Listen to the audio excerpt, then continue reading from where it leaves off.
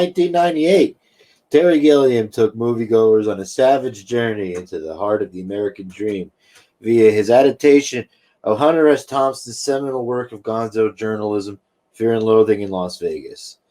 Opening on the same weekend as the Roland Emmerich version of Godzilla, Fear and Loathing ultimately tanked at the box office and with most critics, who derided the film's erratic nature and lack of character development, which, for anyone who's read the source material is a nonsense criticism. The film has since gone on to earn cult status, and Hunter S. Thompson himself, however, approved of the adaptation and was especially enthusiastic about Johnny Depp's portrayal of the fabled Raoul Duke. The plot revolves around two separate trips. I should have proved this. The plot revolves around two separate trips made to Las Vegas by Thompson along with real-life Chicano lawyer Oscar Zeta Acosta, here referred to as Dr. Gonzo, and played excellently by Benicio del Toro. Trip 1 sees Duke covering a desert motorcycle race, while the second trip thrusts him directly into the middle of the district attorney's convention on narcotics. Throughout their escapades, Duke and Gonzo do every drug under the sun, as narrator Thompson/Depp reflects on lessons learned from the 1960s and how they have affected present-day life in early 70s America, as epitomized right there in Sin City. Hi, and welcome to Film is Dead, a weekly podcast exploring some movies we felt like watching and stuff and also doing. My name is Walter Ling. I'm a doctor of journalism, and I'm tripping balls. Joining me today, as usual, our co-host Reese Turner, our resident researcher, Reese Urcher. Hey, Reese. Hey, buddy. How are you? I'm just trying to plow through this, man. I'm just trying to get through it. You're killing it. And Chris Vendito, everybody, who literally just saw this movie today for the very first time. Oh, boys, who dipped into the ether? Walter, I want to tell you yet again, this is the third episode now. Fourth episode, excuse me. Killing every single one of these intros. Just smashing it. I thought that was the best yet. I think by the end of the season, you're gonna get it. You're gonna get it. It was pretty good, though, I think. Yeah, I think it's on an upward trajectory. They're only getting better. That is a charm all on its own. Yeah, no, I get it. Oh, that's why they call me Wally One Take, That's why they call you Savage Henry. Savage Henry! The producers of Film is Dead would like to officially remind everyone that Savage Henry is not a name that is endorsed by the rest of the cast. I don't know. I kind of like it. It was Skag Reese, producers Henry. of Film is Dead. Want to mention that only one person is responsible and should be held liable for Savage Henry. Oh yeah, that's Savage Henry himself. Very. Fucking grunt. The grunt after drinking. It's probably like an ice water. We'll get the ice water. Can I get some ice water with ice? Can I get some ice water? Ice water with ice, please. Ice water with ice. Ice water with ice. We'll cover that later. The darkest moments of the movie. All right, I want to hear your two perspectives on it, because this is another first timer for me, as was The Life Aquatic. I have. So let's go. So let's go. But I want to ask you guys the basic details. Why do you guys love this movie? Before I go on. So Reese, why do you love this movie? Okay. Why did I love this movie versus why I currently love this movie, or just I get it. Why do you? Okay, either or. It's up to you. Man, honestly, this is a movie that I think you have to be on psychedelics to fully appreciate. It's just what a trip. This movie, I can't even in good conscience call it a movie. This is like part of an anthology that never was finished. That was just kind of like slapped together in the most beautiful, tripped out way that they could. Everything from the camera shots to the dialogue to even like that dry comedy that Hunter S. Thompson would show is perfect. I loved it. I loved it. I love the movie. Yeah, it's fucking great. I didn't see it when it came out. I did see Godzilla when that came out, though. Cool. I think I was 12 years old. So that probably means it came out the same year as Armageddon too. So probably wasn't going to go see fucking Fear and Loathing. But then, I saw it a few years later when I was in high school, and I saw it, sober. Obviously, well, I was very sober, not drunk, not high, and it blew my Straight fucking edge mind. Savage Henry. It blew my mind, like, and it made me feel kind of like high and shit. And I was like, this is fucking crazy. I want to be this person immediately. Well, you Makes a lot became one of sense. them. When you watch the whole movie. It really, the fact that you just said that really makes a lot of sense. Yeah, you pretty much became like a toned down version of Benicio del Toro's character. It's great. The fucking movie's great, and I think it's Just gloss right over it. Yeah, the movie's great. budget 18.5. Director Terry Gilliam. Terry Gilliam, who had an interesting 90s, you know, not to go through all his movies, but does The Fisher King in 91 with Robin Williams, fucking 12 Monkeys with Brad Pitt in 95, and you know, 3 years later, Fear and Loathing. So that's like three kind of memorable movies. It's not, none of those are like duds, I think. Anyway, it's also, and like you know, we got Depp and what's his deal there, fucking Benicio del Toro. Sicario in the fucking lead. To think he went from this to Sicario like 20 years later, like he gained 45 pounds. Benicio del Toro gained 45 pounds. Yeah, He claimed to have eaten 16 donuts a day for 9 weeks. he's a great actor, man. I love Benicio del Toro. Cameos by. Maybe this would be a good second for me to step in and just be like, "Hey, I have some facts that may revolve around some cameos later." No, we'll get to your facts. Oh, good. Oh, so don't do cameos. cameos. So maybe we can avoid that's cameos. the whole rest of the cast. Yeah, we never cleared this by the writing team that we would IMDb the film.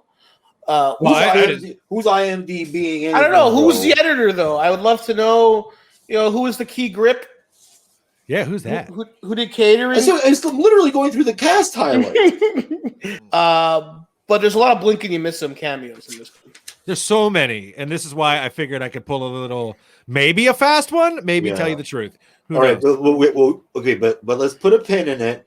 And when you do your cameo bit later, we'll talk about it. We'll go through the whole list. Back. We'll take circle back and go through the whole list of all the cool people in this game. We'll circle back because there's people that are like you don't even realize, man. Like, yeah, no, they're great, and they've slipped them in places. It was a really, I think the film was just made in such a way that it was like, I think the best representation you could ask for of, I think, a Hunter S. Thompson story. Kind of. People are like, oh, there's no story. It's just scenes of guys doing drugs. It's just crazy shit. But one, if you've read the novel going in, it makes more sense. Two, like if you just watch the movie and pay attention, it does. Like I was telling Chris who watched it for the first time, I'm like, watch it with subtitles because there's a lot of like layered dialogue and shit. There was a lot of rewinding too. And there's like the narration and shit, and like you miss things and you don't know what's going on. Like it takes Johnny Depp. It honestly takes like a couple watches to really understand what's going on. Yeah. And even then, it's like tenuous at best. Like I got so deep into this shit. I read the novel. I listened to like the audio book and all this shit. So like I kind of know, like have this like better understanding of the story. You got the birthday cards. Yeah, Giant. You got the birthday cards. You got the little cake dishes. He's got. I honestly, man, like one of the parts that I really loved was the first scene of the movie when they're whipping through the desert in the car and they pick up Tobey Maguire. So good. Yeah, that's so good. I wanted to. The opening of the movie really sells. Yeah, the opening's fucking great. One second, I actually have it. I have it pulled up. Play the clip. Gotcha. But see, I've been in a car with Walter, and he's done that. What Benicio del Toro just did. He's done a lot. He's done a lot of what Gonzo's done in the car. Fun fact about Walter: he burnt the side of my leaf with a cigarette, the inside, and then said it was my fault. It was my fault. It was my fault for giving him a cigarette. One was definitely your fault. Can I also say that I love how Benicio del Toro is bleeding on the neck already, and it's never really brought up. It's never brought up. No. Yeah. I think it's shoot blood. Yeah, probably. Like, what an introduction to the character here. This is why I said, did they base Jack Sparrow off this guy? Yeah, and this is what I like. This I'm surprised. This is one of my. I love this quote. Blotter acid, a salt shaker half full of cocaine, a whole galaxy of multicolored uppers, downers, screamers, laughers. Also a quarter tequila, quarter rum, case of beer, pint of raw ether, 2 dozen amyls. Not that we needed all that for the trip. I love it. Like what? He's going for 3 days in this film. The tendency is to push it as far as you can. Hey boys, we've gone on some trips, all right? Now, Chris, I don't want to talk about day jobs, but does somebody's maybe hypothetical day job get them access hypothetically to ether hypothetically? No, absolutely. Yeah. Let me get that, and let me get the 100 cc's of codeine, and let's get fucking wild. This 100 cc's a lot. Would be easier to procure. Okay, back to the movie. Let's not dwell on this. Chris is joking. He's joking. There was a few times like I don't know some of I am kidding. Some of our drive around sessions, you and me, Chris, there around the Comedy Works stuff, like going to clean the apartment, going to get weed, going back to the apartment, going to the club. So like some of those drive arounds were kind of delirious. And like I know that both of you have been in the car with me, like absolutely like fucking slammed. Yes, and listen, we're not endorsing anything. I am. Neither Reese nor myself have ever been as fucked up as Raul is driving the car. Like like that's the scary. It's not Gonzo's is one thing, but yeah, that was amazing. But Johnny Depp is fucked up the whole time. You got to stop questioning the driving. You got to stop questioning that part. That part kind of makes you uneasy, but like you gotta just like see past it. Just like, you got to see past like the other scene later on. Well, no, it's because it's Hunter S. Thompson's effectively telling the story that's happened to him, right? All his stories involve inebriated driving. You have to just that was past the 70s. Like, just these guys getting. That's why he's always driving in his stories. He's on motorcycles sometimes, and he's always fucked. Like, and some of the stuff that happens later on, and we'll talk about him. With him driving and because of his driving, is really funny. Yeah, it's really well. I know the movie had like a larger message, and I get it, but it was. This is a movie that I need to rewatch a couple more times to have any understanding of it. One watch, and we'll learn this as we watch like these movies for the first time. While like other people have watched like movie multiple times, but like I need at least 5 more watches to really understand this movie. So it's 2 trips that are like smashed together. Oh no, I get that, but. There's just first of all, Reese mentioned the weird way they shot the movie. Yeah, Reese, is there a technical term for these crooked shots? Yeah, it's called a Dutch angle. It's a Dutch angle. I heard that in the YouTube video today. I've heard that. Yeah, I've heard. What's a Dutch angle, Reese? Okay, so basically, Dutch angle is when you do that and you tilt your frame. Batman, the original Adam West Batman, used to go Dutch a lot. To walk up the wall. Yeah, no, not to go walk up the wall. When it was doing like shots where it'd be like this. Good note. Oh, boy wonder, and it was like when he was pondering something or he got hit. Like the bad guys or like. Yeah, exactly. They would take the camera and just slam it on a hard angle. Is that a Terry Gilliam thing though, boys? No, partially. I think it's partially. Terry Gilliam often I think. But it's like a filmmaker's tool thing. It's like a lot of filmmakers use the tool. Not overly it's not like a lens flare in J.J. Abrams, but I don't think Terry. He fucks around a lot with the. There's an Italian film, Italian guy did cinematography, Nicola Pecorini. The cheese. Yeah, I also have Pecorini. This is not in my quotes or anything, but I have this thing as an Italian man. When I watch these films, I always laugh at the names they choose for Italian characters. Walter and I did this throughout Sopranos. But I think you're like overly sensitive about this. I'm not sensitive. It's funny. Sometimes I'm sensitive about it. This one was more funny. One of the characters at one point was Tony Pizzicotta. That's perfect. That just made me laugh. Like that's Hunter S. Thompson. But I love it. That's Hunter S. Thompson naming an Italian. Yeah. That's like when I do that 100% of the time. For the first 3 months I knew you, I called you Chris Panatone. No, you didn't. You didn't even know what a fucking Panatone was. Yeah, I love the characters. Honestly, a lot of the characters in this movie are just strange things. Oh, I called him earlier.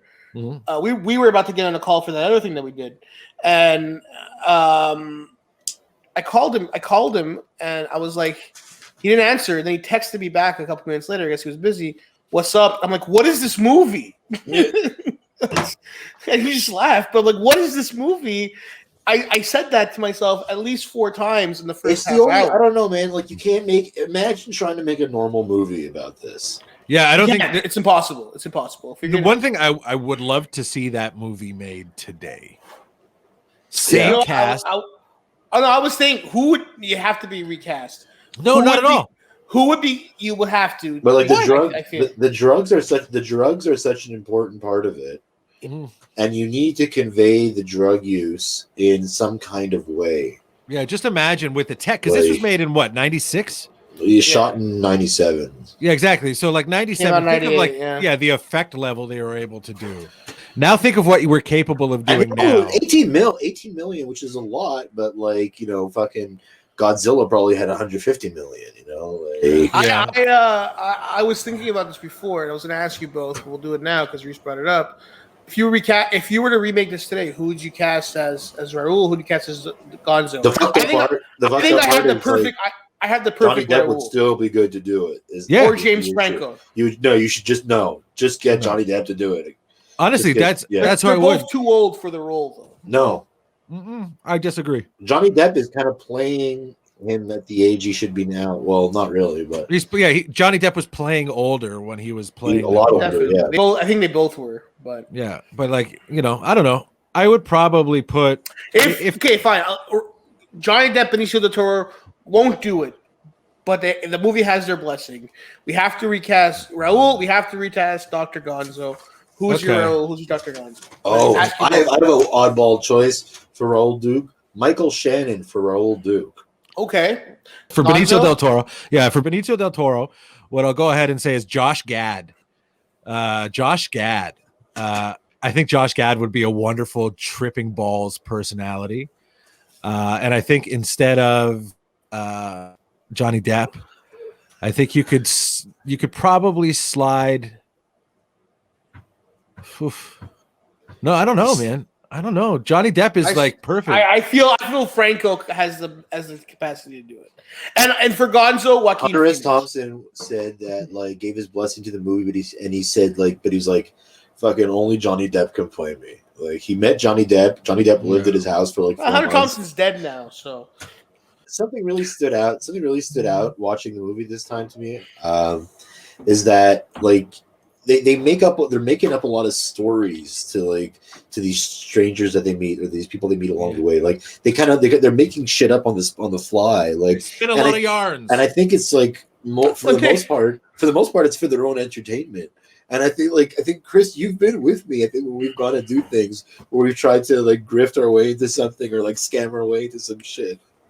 Like, yeah, come on, we gotta talk about it.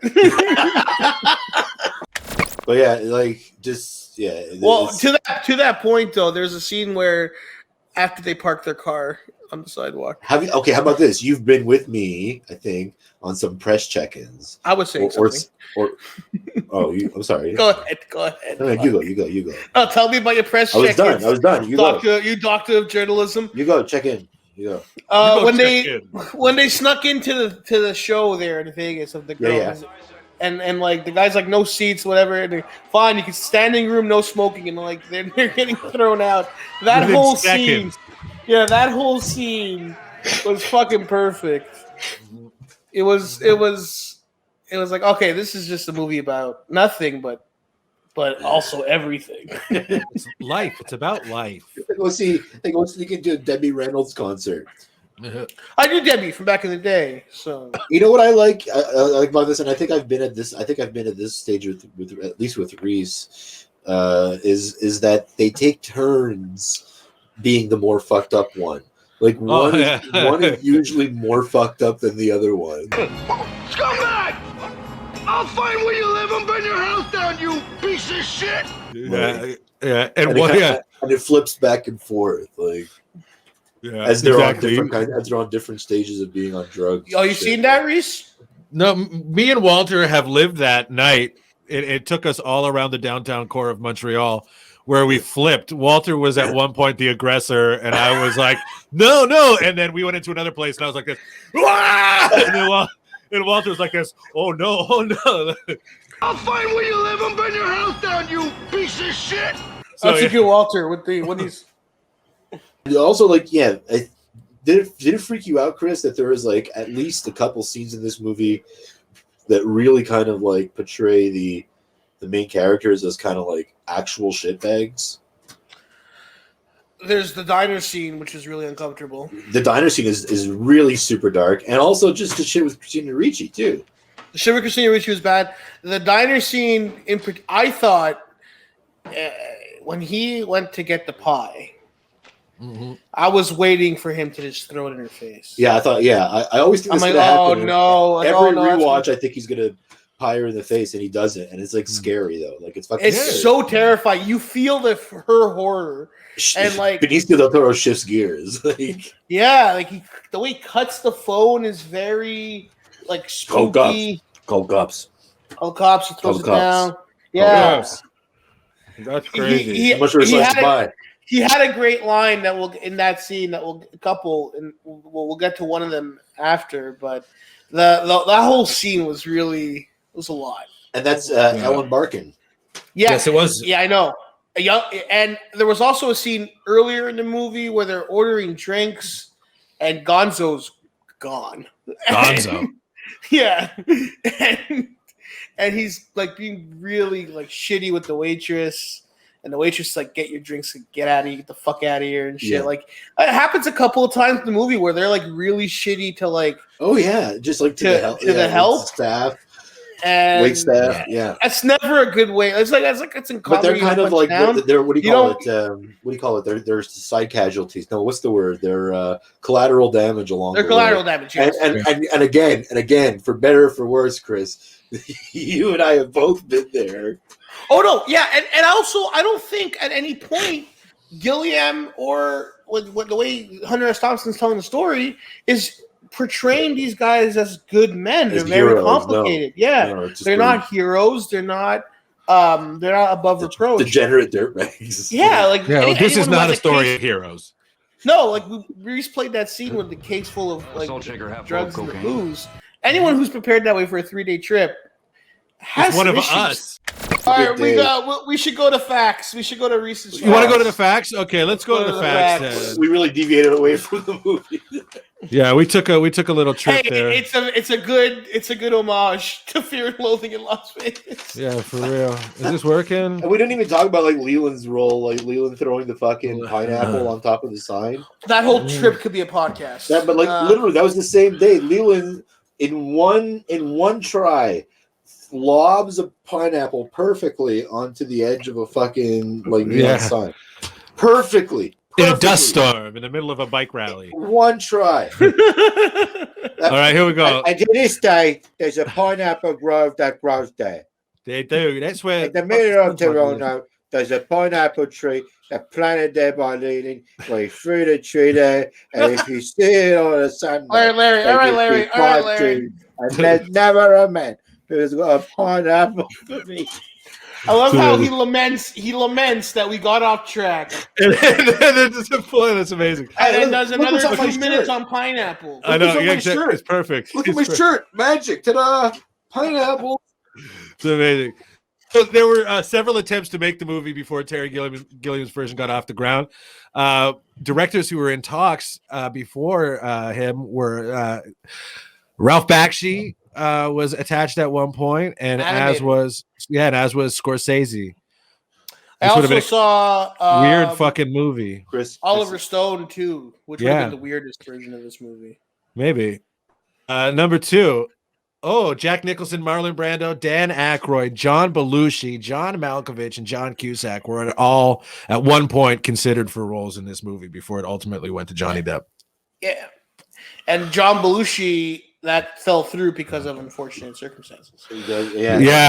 This is my imitation of TV movie Robin Williams reacting to the death of John Belushi. Oh no, Belushi can't be dead. Thank you. Thank you. That's great. Thank you. Okay. Fact number 3. And they both rest in peace. The movie was very cameo heavy. It featured cameos from Las Vegas mainstays like Wayne Newton and Siegfried and Roy throughout the whole picture. Also, other people. What was that noise you just made? What are you? I was kind of shocked. He was really angry sound like about an Italian Muppet. Like, but yeah, there were other cameos, like Christopher Maloney, Penn Jillette. You know, No, but Chris, you're stepping on the bit. He does a thing. He's going to read all the things, and then we're going to do a thing. You don't start to analyze. Number 4, Tobey presented. Maguire's bald look cost $15,000 to achieve that shit look on his head. I have asthma. Yeah, it cost $15,000. And the last one is Hunter S. Thompson actually appears in the film. Oh, I see. Number 3 was the bit. Yeah. Yeah, number 3 was the bit because the cameos were not from Las Vegas; it was from a lot of Hollywood. Yeah. Yeah, exactly. There it is. That's the bit. Da da da da. Da, da, da, Including Hunter S. Thompson and Steve Shrippa. So that was 5 Shrippa, facts about Fear and Loathing, and one was fake. Vern Troyer, the president. See, I love that he shits all over me for like shitting on bits. Oh my god, buddy, get out of your feelings, you pineapple motherfucker! I love you guys. You guys are great. Unbelievable. All right, still crying about how much talk time does he need? Go ahead. Pendulette. Can we mute Chris, please? There is Tobey Maguire as the hitchhiker. There's Mark Harmon, who I didn't even realize. Mark Harmon is briefly there as the magazine reporter. I think that's either like that's in the bar there. Like he's listed as main cast though. No, well, main cast. Main cast is fucking 2 people. Johnny Depp and like fucking Benicio. Yeah, There's Steve Shrippa as a goon. There's Penn Jillette as Carney Barker. Cameron Diaz is the reporter in the elevator. Yeah. Stealing my woman. Yeah, the camera guy. That camera guy's stealing my woman. Lyle Lovett shows up. Who wants LSD? He was married to Julia Roberts, wasn't he? He was. There's Flea. Flea is the guy who finds Hunter S. Thompson with LSD on his sweater and proceeds to lick the LSD. And this is one of my low key, one of my favorite quotes from the movie. Remember this scene where Flea is licking the acid off of his sweater in the bathroom? Yeah. You remember that? Yeah. And then the guy just walks in and just like in a jacket and just like sees this shit. And then he backs out. And then the quote that I'm going to paraphrase here, but like Hunter S. Thompson's like, with a bit of luck, his life was ruined forever. Always thinking that just behind some narrow door in all his favorite bars, men behind closed doors getting their rocks off to things he could never possibly comprehend. And I've also been there too, and I love like that whole the whole concept of like freaking out the norms, like and like fucking around with like the regulars, like fucking like just being like fucking weird with people and shit. And, like 100%. It's very fun. Flea, Lyle Lovett. What else we got here? I'm on shrooms. Here we go. Gary Busey, Chris Maloney, Michael Jeter, who's the guy giving the at the drug convention, giving the talk there. Like that, which is amazing. Like the shitty DA drug speech about drugs. Harry Dean Stanton as the judge in the fucking fantasies. Ellen Barkin, as previously mentioned, Hunter S. Thompson as himself. Did I forget anybody? Chris, any? Vern Troyer, shit, good one. Lee Walter. Okay, Chris, you got a segment that you like to do, right? It's called. And Walter called me today. He's like, "Hey, don't worry about the quotes. I could do it."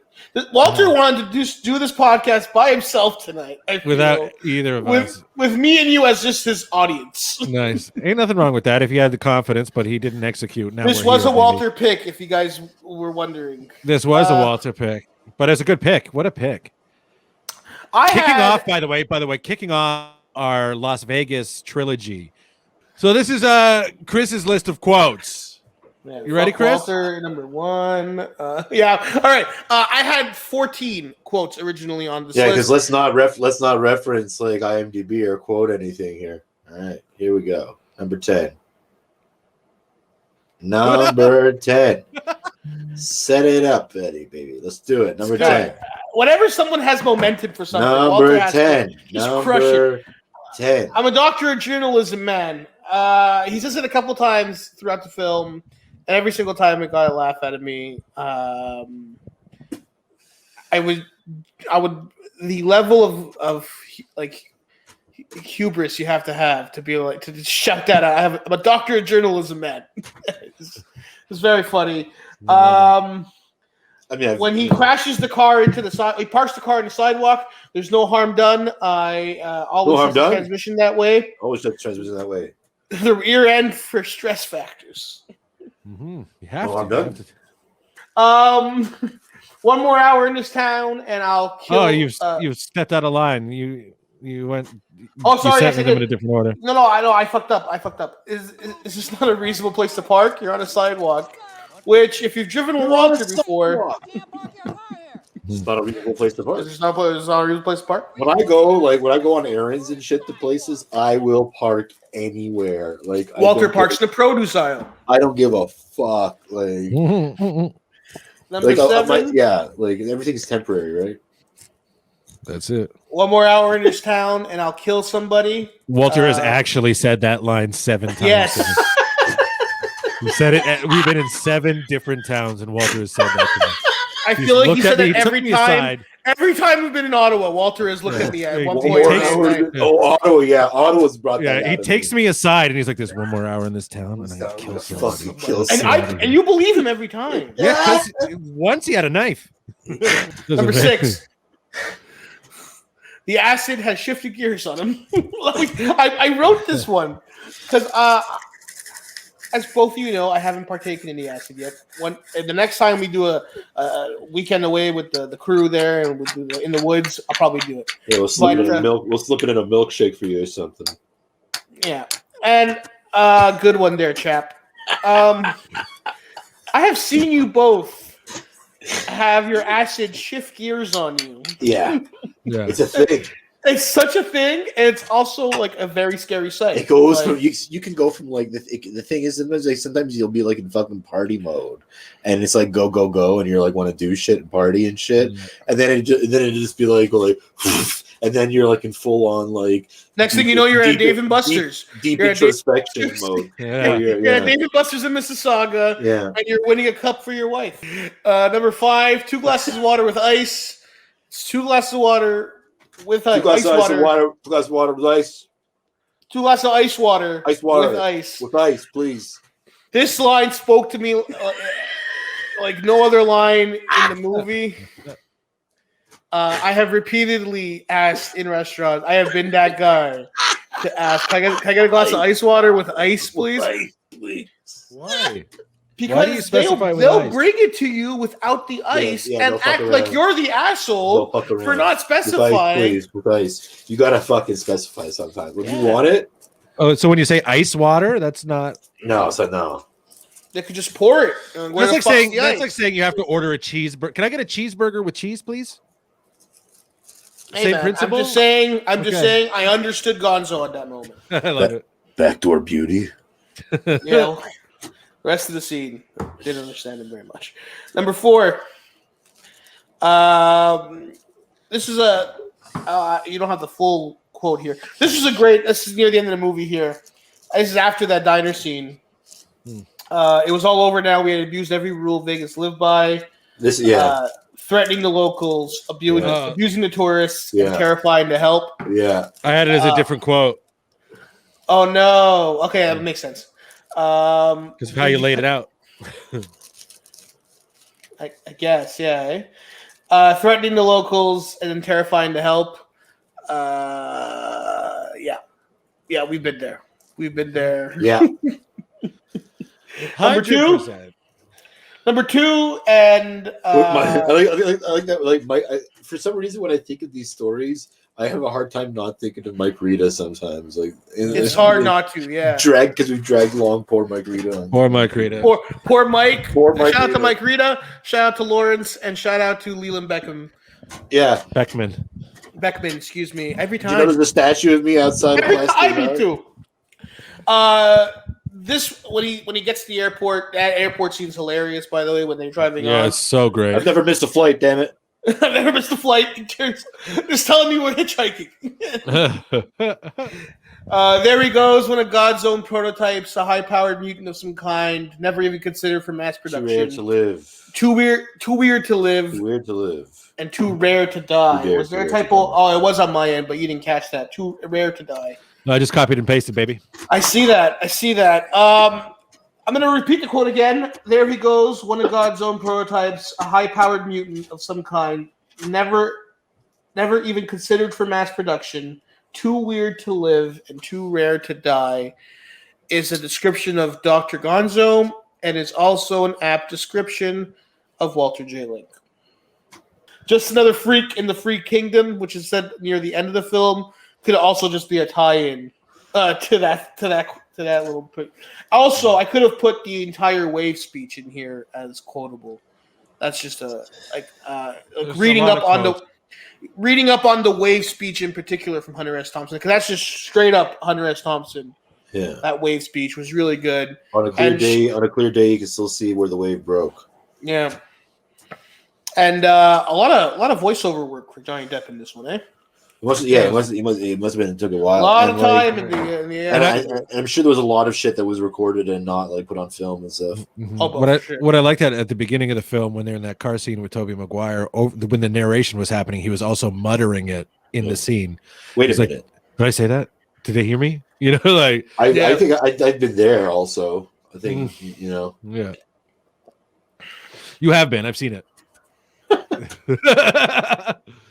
That was wonderful. Thank you very much, Chris, for the Chris. 10 quotes. Good quotes. It's a very quotable film. Very quotable. Very quotable film. You fucked. You fuck said in like a la fucking Hunter S. Thompson is a good road rage quote for me. Yeah. You evil fuck. I feel we've all been there. You cocksucker. Yeah, it's amazing. You son of a bitch, man. Hunter S. Thompson, though, clearly a genius maniac of his time. Yeah. Is there such thing as a maniac? How do you feel like talk about like the things that age like milk though? Like I mean, and in the book it's worse, but like that whole deal with the fucking like Christina Ricci scene and shit. Like in the book, it's like it's presented like way worse, but like that, like whatever the fuck Dr. Gonzo is doing with her, Gonzo, not a great guy. I think you could definitely summarize here. Mm-hmm. The music in this movie was awesome, though. Like, not to just drive right by your Christina Ricci point. It's true. Really good music. Really good soundtrack. Really good soundtrack. Yeah, but fucking killer. But I feel like I have this general problem with reviewing movies of the 90s. Like, fucking rewatch Casino. It hasn't aged well, but it's a movie about a period of time. And it's also bad people. And it's bad people. This is a very similar vein to Casino. Not the same movie in any way, but similar vein about a movie about a very particular time. And like that speech that we were talking about, he talks about San Francisco at this time. Yeah. Or people from that area, from West California. Like the 60s are done. Like this is like the 60s. From Northern California. Yeah. It's like it's a lot of drugs. The 70s were a lot of drugs and a lot of fucked up shit and a lot of experimenting and a lot of stuff that has not aged well in any way. And that's not what we do today. We still have our own problems today, but it's a lot. Message! And plus, even in terms of making movies, the late 90s till now, it's totally different. Did you guys see that, by the way, this week? Talking about film is dead. Scorsese basically announced that cinema is dead. Yeah. Oh, yeah, did he? He wrote another article there I was talking to Reese about this. He wrote another article there, and he kind of got slaughtered. Every once in a while, the internet shits on Marty Scorsese because he doesn't like the Marvel movies, Mm-hmm. And I love the Marvel movies, and I love Martin Scorsese. But to expect, like, Marty, we have Marty here. Marty, how are you? Welcome to Film is Dead. Quickly, why'd you pass on Fear and Loathing in Las Vegas? You want me to do the fucking Martha's? What the fuck? Marty, you hear us? Marty, so did you read for Fear and Loathing? I just want to try to get it made. I tried to put forward. I was like, I said, I see that. I read the book. I met Hunter S. Thompson. We spent a weekend with Hunter went to Colorado, went to his ranch with him. We did a lot of things together. We sped up. We wrote a draft together. We wrote the script, put it out, and I said, I think we get this, man, we get this done. We're gonna do it. And I passed it the script. There's Bob Raffleson. I said, Daddy, we just did that to do this. We put it forward to Paramount. We get Paramount on picture on board, and then Paramount bought. And Paramount bought, and ultimately the picture was a DOA. His DOA is done and wanted. I couldn't do anything.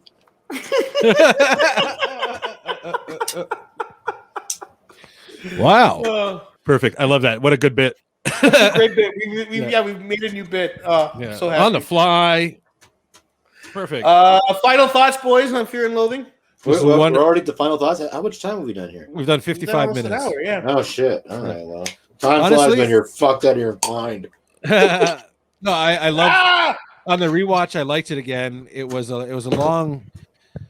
long trip, man. I'd like to watch it again on some psychedelics and see if I could handle it, because I remember watching it before on psychedelics when I was a bit younger, and there were some scenes that gave me a hard time.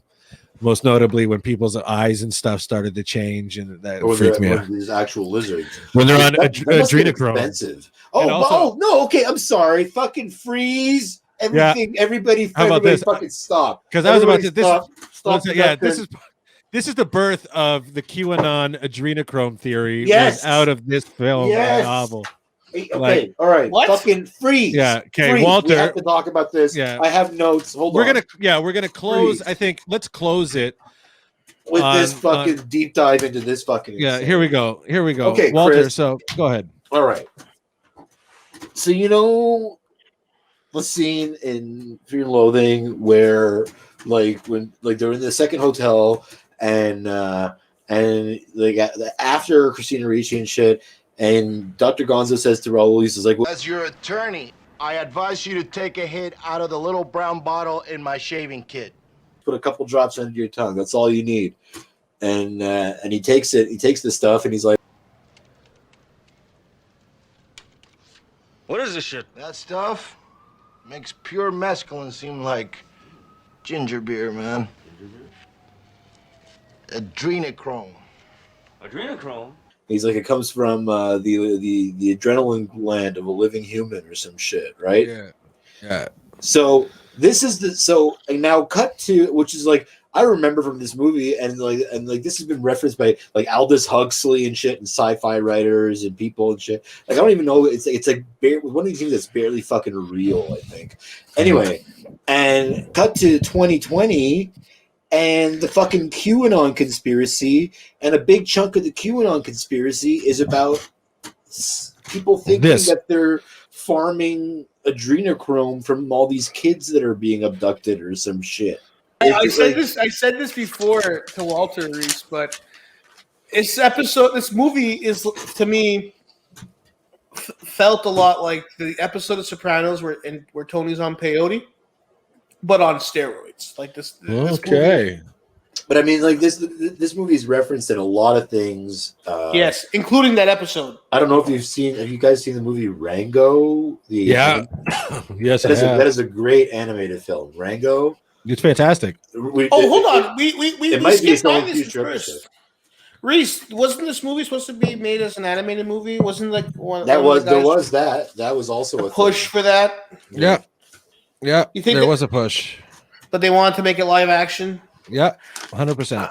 Now this is Chris's additional facts segment. 100%. No, he was talking about it before. Hold on, let me just see if I get my other talking points here. I just have written here, I can barely write when I'm stoned or drunk. Good. Thanks for sharing that. Yeah. Well, it's like it impresses me that he's able. It's like, oh, he's such a great writer. He wrote these like masterpiece like works and shit, and while all supposedly being like super fucked, I don't know. Oh, I thought you were writing that to yourself. I mean, also kind of. Yeah. We'll see you for Vegas vacation, baby. Yeah, so we're gonna do like the next couple picks. It's all Vegas based. Like Walter started us down this road with Fear and Loathing in Las Vegas. I went ahead and picked a real hot take, but my favorite of the vacation series, National Lampoon's Vegas Vacation. Not a hot take. I agree with. Yeah, I think crazy. It's crazy. I think it's great. Christmas or nothing. No. This movie or bust. I don't know. Bye, everyone. Film is dead.